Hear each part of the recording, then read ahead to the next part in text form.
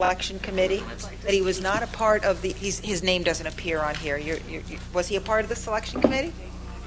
Phyllis, what they're talking about, because you were probably trying to... I'm sorry. It's the bid for about $1.5 million worth of equipment, and Mrs. Wexler is questioning whether we should, the specs and things such as that, whether we should approve it since we had a sole source vendor apply. A few things. Okay, it's two different things. The station manager position is... No, it's not. No. She's trying to talk about whether, in fact, the station manager should have any input into any of this. What does the station manager do? Station manager essentially is going to be implementing our business plan, overseeing operations, but implementing the business plan to help us generate the revenue that we've... So he's not going to have anything to do with running the station? It's really the engineering manager in terms of the... and that's Mr. Furlong? That's Andy Furlong, yes. This particular bid... Who does he report to? He reports to me. He's the head broadcast engineer. He reports to you? Yeah. So does Mr. Demov have anybody that reports to him? At this time, no. Where do you see this guy? I'm sorry, folks. This is amazing. This is the G3 item. There's a gentleman that we hired to be the station manager about an hour ago. Yeah, but you've got... I read his job description, and I'm telling you, from his job description, I saw some overarching responsibilities for managing the station.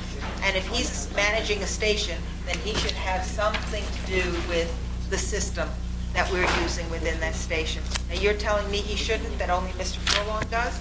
And that that new guy that we just hired has no responsibility at what, $70,000? No, you asked, I think what's unfortunate... I think what's unfortunate is that Phyllis didn't hear the first part of the conversation. No, what it is that, and I can't say, Demov? We're building a station, and that he comes on board first. So in the organization chart, he does have people reporting to him. They're not hired yet, correct? Correct. Yeah, so it's a different question than you asked. That's a different question. Yeah, they're not hired yet because we're evolving the station. We need to bring him on to help with the programming and things such as that. Andy is the technical person, so when Mr. Demov determines what Andy's job will be to make sure that we can get out over the air. I mean, I'm oversimplifying. The station manager is really an operational position at any television station. They don't actually select infrastructure. They're not involved in the specific engineering. They're more operational. Are you FCC compliant? Then there's technical. Are you... are we digital by the time we need to be digital? Are we on the air the number of hours? Is our log being reported to the FCC? It's more of an operational focus. The infrastructure and the technology is an engineering focus. Buying the transmitters, buying a server video on demand system is really an engineering. So why was there only one response out there to this particular bid? This is the second time the bid went out. The first time Sony actually was the... they were disqualified. They were disqualified because they bid with exceptions. So the second time the bid went out, and there was another entity that had questioned the bid process. They bid again, and this time a different vendor was selected based on the bid. It's a very complicated, specific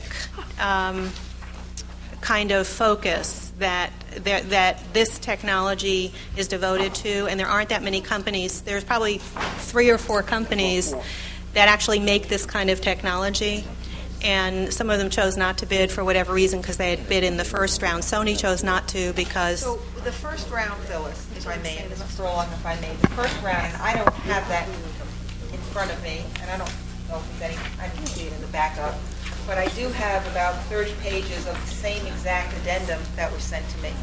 And I don't know if all of these pages are identical. So whoever prepared this. Oh, it's done by purchasing. I'll give it to you on the way out.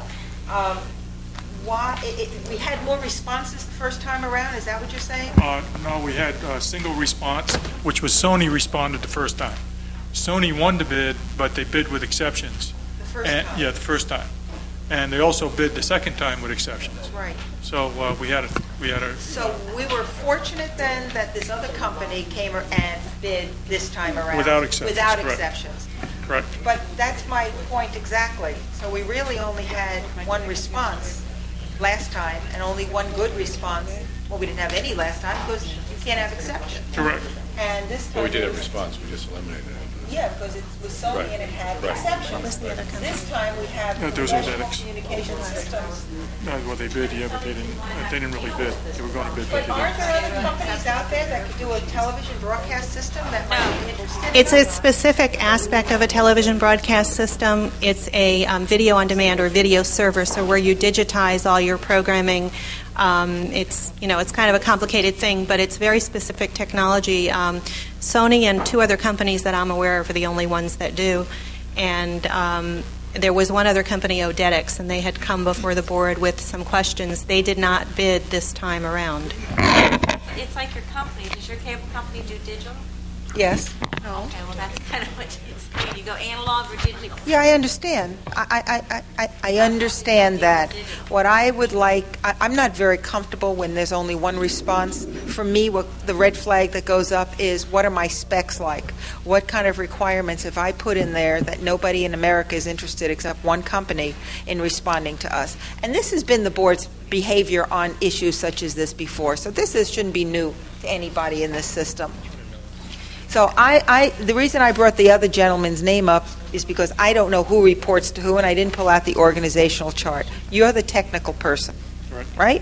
Correct. And in that regard, you spec'd out and probably helped write this RFP if you didn't write it single-handedly or something like that. Yes, I did write the RFP. That's okay. And are you still comfortable that the RFP may not need to be reformed in order to get more competition in here, or is one enough? We have actually done this for 4 years, trying to get this system in, and we finally got 2 companies to finally bid after 4 years. I guess it's a question of whether we write the specs for what we specifically need, or we purchase technology from anyone that doesn't fit our needs, and this is a very specific thing. Do we know that $1.5 million for this is reasonable? Not enough money? Yes, because Sony was requesting $1.9 million for the same item. With exceptions. And we were told by the legal department that if anyone bids with exceptions, the bid's automatically thrown out. They wanted our legal department to change a lot of our requirements, and we didn't get anywhere, so that was all withdrawn. Well, that's not exactly right, but it's close. There really aren't numerous companies that. There are certain. There are certain minimum requirements that they would be thrown out if they didn't meet. But then there are other things. I mean, we have on Thursday with healthcare, we've got different exceptions that come through, and we score them accordingly. That's not this bid. That's not this bid. I know. This bid was not wherein we asked for specific items. It was not a sort of an RFP type thing, and we asked for those. And Sony came in and had all sorts of items of which was not in conformity with the bid document requirements. And but there were $400,000 more anyway. Besides that. One of the things they wanted was us to pay up front before they built the system, and we said we don't do that. And that was one of their exceptions. Well, Phyllis, is this a responsible company that we're putting Yes, they before are. us today? Yes, they are. They're one of the largest companies right now in the But they United haven't States. made any of those. EMC. Yeah, they're on the they're on the stock exchange. They're Okay, but- actually making the equipment for regular broadcast stations, Channel 10, CNN, those Yeah, other. those CNN. Okay. Just purchased the system from them. It's such a specific type of technology that there aren't, unfortunately for us, there aren't that many vendors that produce this. We had some that said, well, we can give you this piece and we can give you this piece, Right. but not these pieces. We'll buy that from Sony. And we wanted a turnkey system. One of the problems we had, and actually we've had it in the control room, is that when one person puts it together using everybody else's equipment, they blame all the other vendors when something goes wrong. And you need one person to be responsible, one vendor to sell you a system that works congruently.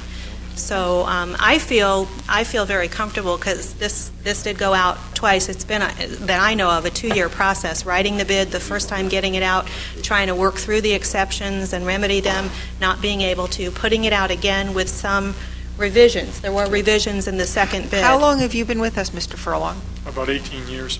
You have? I don't think I ever saw you. He's an